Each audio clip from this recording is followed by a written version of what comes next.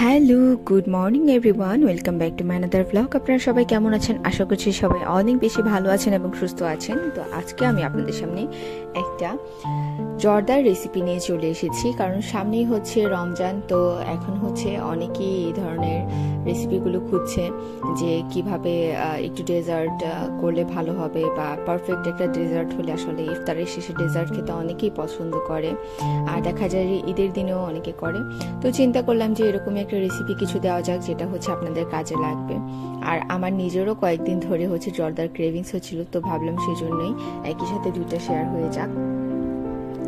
তো জর্দার জন্য হচ্ছে যা যা লাগে তা তো দেখাবো, তবে জর্দার উপরে যে ছোট ছোট মিষ্টিগুলো থাকে সেগুলি হচ্ছে আজকে আপনাদের সাথে শেয়ার করব। কারণ মিষ্টিটাও দেখা যায় যে অনেকে পারফেক্টলি করতে পারে না, বা বাইরে থেকে কিনে আনতে গেলে দেখা যায় যে অনেক বেশি প্রাইস পড়ে যায়। আবার অনেকে হচ্ছে ঘরে তৈরি খাবার খেতে পছন্দ করে বা নিজের হাতে তৈরি করতে পছন্দ করে, কিন্তু কোনোভাবে পারফেক্ট হয় না। তো সেই জন্য ভাবলাম আজকে আপনাদেরকে শেয়ার করি সবটাই, কারণ জর্দার রেসিপির সাথে সাথে মিষ্টির রেসিপিটা শেয়ার করাটাও অনেক বেশি জরুরি।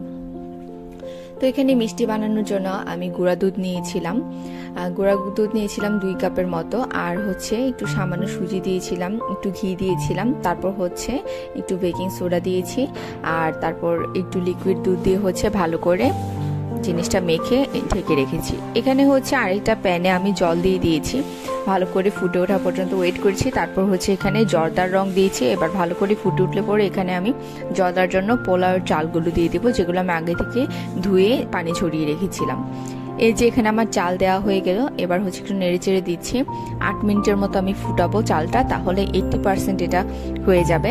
কারণ এভাবে করলেই ভালো হয়, তাহলে দেখা যায় যে চালটা পুরোপুরি সিদ্ধ হয়ে যাওয়ার কোনো সম্ভাবনা থাকে না, বা নরম হয়ে যাওয়ার সম্ভাবনা থাকে না।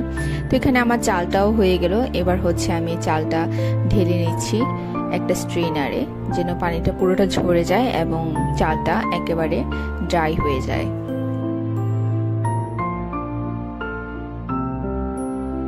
এবার এখানে হচ্ছে আমি আরও একটি প্যান নিয়ে নিয়েছি। এটার মধ্যে হচ্ছে বেশি করে তেল দিয়ে দিব, যেন মিষ্টিগুলো একেবারে ডুবো তেলে ভাজা হয়ে যায়, একটার সাথে একটা যেন লেগে না যায়। চেষ্টা করবেন এই ক্ষেত্রে ডুবো তেলে মিষ্টিগুলো ভাজার। আর আমি যেই মিষ্টিটার জন্য যেই গুঁড়া দুধটা যেটা মেখে রেখেছিলাম, সেটাকে আমি হাতে একটু ঘি মাখিয়ে ছোট ছোট বলের মতো করে নিয়েছি। কারণ জর্দার মিষ্টিগুলো ছোট ছোট হয়, তো সাইজটা একটু বুঝে করবেন। আর যেহেতু এখানে বেকিং পাউডার দেওয়া হচ্ছে, তো এটা তো পরবর্তীতে আরও ফুলে উঠবেই, সেই জন্য হচ্ছে ছোট ছোট করে গোল করার চেষ্টা করবেন। তো এবার হচ্ছে আমি মিষ্টিটাকে ভেজে নেব। তো আমরা সবাই জানি যে জর্দার মিষ্টি যেটা হয় সেটা 3টা কালারের হয়, কালারফুল হয়, দেখতে ভালো লাগে। তো এখানে প্রথমে হচ্ছে আমি কালো মিষ্টিগুলোকে ভেজে নিচ্ছি, যেটা হচ্ছে একটু কড়া করে ভাজি করা হবে। তো আমি একটু এইভাবে করে নেড়ে চেড়ে দিচ্ছি। এক্ষেত্রে হচ্ছে আমি প্রথমে কোনো ধরনের খুন্তি ব্যবহার না করারই চেষ্টা করছি। এবার হচ্ছে আমি কিছুক্ষণ সময় অপেক্ষা করব, যেন একটা সাইড মোটামুটি একটু গাঢ় কালার হয়ে ভাজা হয়ে যায়। তারপর হচ্ছে আমি নেড়ে চেড়ে পুরোটাকে একদম কালো কালো করে ভেজে নেব। তো পাশেই হচ্ছে আমি শিরা বানিয়ে নিচ্ছি। আশা করি আপনারা সবাই জানেন কিভাবে শিরা বানাতে হয়।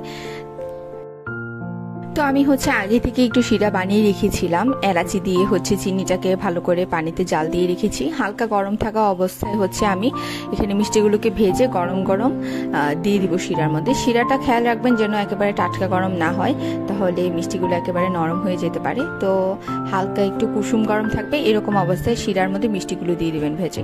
তো দেখেন এখানে হচ্ছে অনেকটা আমার মিষ্টির কালার চলে এসেছে, তবে এটা আরও ভাজতে হবে কালো কালো করার জন্য। তো আমি আস্তে ধীরে ভেজে নিচ্ছি। মিষ্টিগুলো ভাজার ক্ষেত্রে অবশ্যই খেয়াল রাখবেন যেন মিষ্টিগুলো লো থেকে মিডিয়াম ফ্লেমে আপনি ভাজছেন, তা না হলে মিষ্টির উপরের অংশ হয়ে যাবে আর ভিতরের অংশ হবে না। তো অবশ্যই এই জিনিসটা খেয়াল রাখতে হবে, আর আস্তে আস্তে করে ভাজতে হবে ধৈর্য নিয়ে।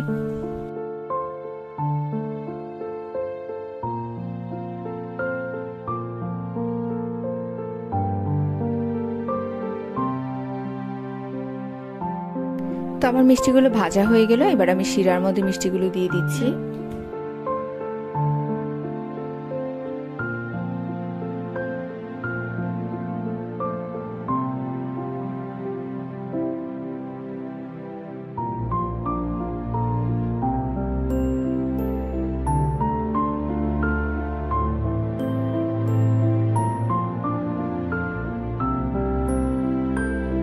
এবার সেম প্যানে সেম তেলেই হচ্ছে আমি তেলটাকে একটু ঠান্ডা করে নিয়েছিলাম, চুলার আঁচটা কমিয়ে দিয়ে। এবার হচ্ছে সাদা মিষ্টিগুলো দিয়ে নিচ্ছি, কারণ চুলার আঁচটা বেশি থাকলে, তেলটা বেশি গরম হলে সাদা মিষ্টিটা সাদা থাকবে না। তো সেক্ষেত্রে একটু খেয়াল রেখে আপনাদেরকে করতে হবে।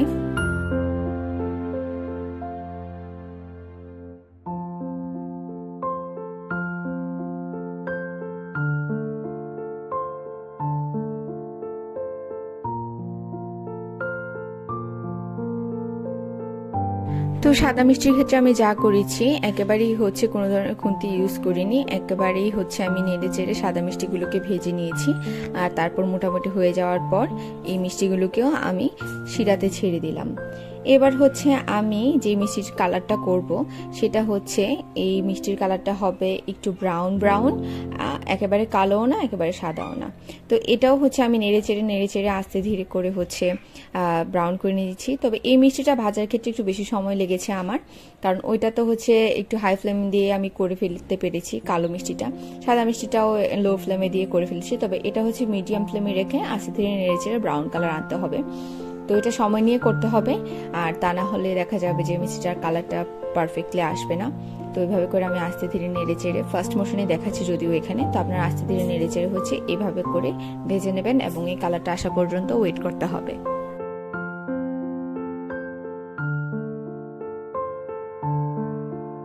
তো এবার হচ্ছে শিরার মধ্যে দেওয়া মিষ্টিগুলোকে আমি মিনিট 5 করে জাল করে নিচ্ছি, আর হচ্ছে ততক্ষণে মিষ্টিগুলো হয়ে যাবে। আর তারপর হচ্ছে মিষ্টিগুলোকে আমি রেস্টে রেখেছিলাম ঘন্টাখানেকের মতো। তবে চেষ্টা করবেন আপনারা তার থেকে বেশি সময় রাখতে, তাহলে মিষ্টি শিরাটা ভালোভাবে মিষ্টির মধ্যে ঢুকে যাবে। আর এই যেখানে দেখতেই পাচ্ছেন শিরার মধ্যে আমি 2টো এলাচও দিয়েছিলাম, এটা আপনারা চাইলে দিতেও পারেন আবার নাও দিতে পারেন। দেখেন কত সুন্দর হয়েছে। তবে সাদা মিষ্টিগুলো একটু কম ফুলেছে, কারণ যেহেতু কম ভাজা হয়েছে সেই জন্য। কিন্তু পরবর্তীতে দেখা যাবে যে শিরাটা যখন ভালো করে শুষে নেবে তখন একরকমই সাইজ হয়ে যাবে। তারপর হচ্ছে আমি মিষ্টিটাকে জাল করে সাইডে নামিয়ে রেখে হচ্ছে ঢাকা দিয়ে রেখেছিলাম ঘন্টাখানেকের মতো। আর এরপর হচ্ছে আমি জর্দার রেসিপিটা আপনাদেরকে দেখিয়ে দিচ্ছি।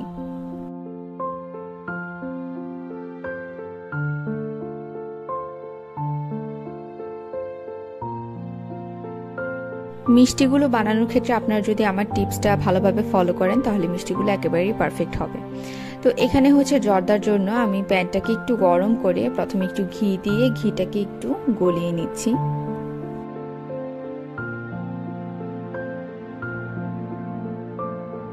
ঘিটা গলে গেলে এবার হচ্ছে আমি প্যানটাকে নামিয়ে এনেছি, আর এখানে হচ্ছে আমি চিনি দিয়ে দিচ্ছি। আমি যেহেতু ব্রাউন সুগার খাই, আমরা ব্রাউন সুগার খাওয়ার কারণে এখানে ব্রাউন সুগারই ব্যবহার করছি। তো ব্রাউন সুগার দিলে দেখা যায় যে অনেক সময় কালারটা একটু অন্যরকম হয়।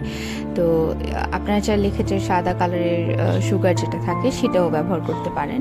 তো এখানে আমি সুগার দিয়ে নিলাম ঘিয়ের মধ্যে। তারপর হচ্ছে একটু গরম মশলা, আস্ত গরম মশলা যা আছে দিচ্ছি, 2টো তেজপাতা দিয়েছি, এলাচি দিয়েছি, দারচিনি দিয়েছি আর লবঙ্গ দিয়েছি। এখানে সামান্য একটু আমি লবণ দিয়েছি। আর এখানে হচ্ছে এবার আমি অরেঞ্জ জুস দিলাম, এটা হচ্ছে ফ্রেশ অরেঞ্জ জুস, যেটা বাজার থেকে অরেঞ্জ কিনে আনা। আর এবার হচ্ছে অরেঞ্জ জুস, চিনি, তারপর গরম মশলা যা ছিল সবগুলোকে হালকা করে একটু গরম করে নিচ্ছি। জর্দা বানানোর যে মেইন উপকরণটা পোলাও, যেটাকে আমি আগে থেকে জাল করে স্ট্রেনারে রেখেছিলাম, সেটাকে এখন হচ্ছে দিয়ে দিচ্ছি এখানে। তো জর্দাটা দিয়ে হচ্ছে এবার আমি জর্দার চালগুলোর সাথে সবগুলো উপকরণকে একসাথে আস্তে ধীরে করে মিশিয়ে নিব। তো এই ক্ষেত্রে আপনারা একেবারে লো ফ্লেমে দিয়েই চেষ্টা করবেন মেশানোর, তাহলে জর্দাটা পুড়ে যাবে না এবং ঝরঝরে থাকবে এবং আস্তে ধীরে মিশিয়ে নিতে আপনাদের সুবিধা হবে। তো আমি ফার্স্ট মোশনে দিয়েছি, আপনারা অবশ্যই চেষ্টা করবেন আস্তে ধীরে ধৈর্য নিয়ে এটা বানাতে। আর এখানে হচ্ছে আমি কয়েকটা কাজু বাদাম, কাঠবাদাম, কমলার খোসা আর হচ্ছে কিশমিশ দিয়ে নিচ্ছি। এবার সবগুলোকে একসাথে আবার একটু হালকা হাতে নেড়ে চেড়ে মিশিয়ে নিতে হবে। খুব বেশি নাড়াচাড়া করা যাবে না বা খুব তাড়াহুড়া করা যাবে না, তাহলে চালগুলো ভেঙে যাবে, এক্ষেত্রে দেখতে ভালো লাগবে না আর খেতেও ভালো লাগবে না।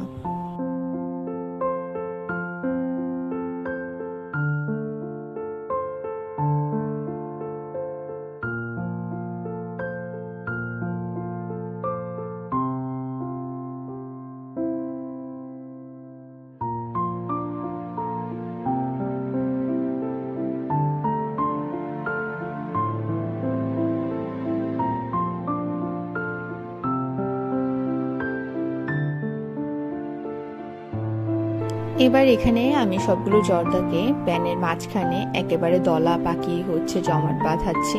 তারপর তার উপর থেকে একটু কেওড়া জল দিয়ে দিয়েছি। এক্ষেত্রে আপনারা রোজ ওয়াটারও ইউজ করতে পারেন। আর তারপর আমি ঢেকে রেখেছিলাম ঘন্টা খানেকের মতো জিনিসটাকে।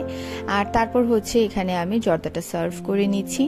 আর এটার ক্ষেত্রে জর্দার মধ্যে তো এটা যদিও মালাই জর্দা, তো আপনারা চাইলে এভাবে করে নর্মাল জর্দাও বানাতে পারেন, চাইলে মালাই জর্দাও বানাতে পারেন। তো মালাইয়ের উপকরণটা কিভাবে করেছি সেটা না দেখে, কারণ সবাই মোটামুটি মালাই করতে জানেন বা অনেক সময় রেডিমেড মালাইও কিনতে পাওয়া যায়। তো আমি এখানে কাস্টার্ড পাউডার, ফ্রেশ ক্রিম দিয়ে আমার মালাইটা বানিয়ে নিয়েছিলাম। তো এখানে জর্দাটা সার্ভ করে তারপর উপর থেকে মালাইটা দিয়ে নিচ্ছি।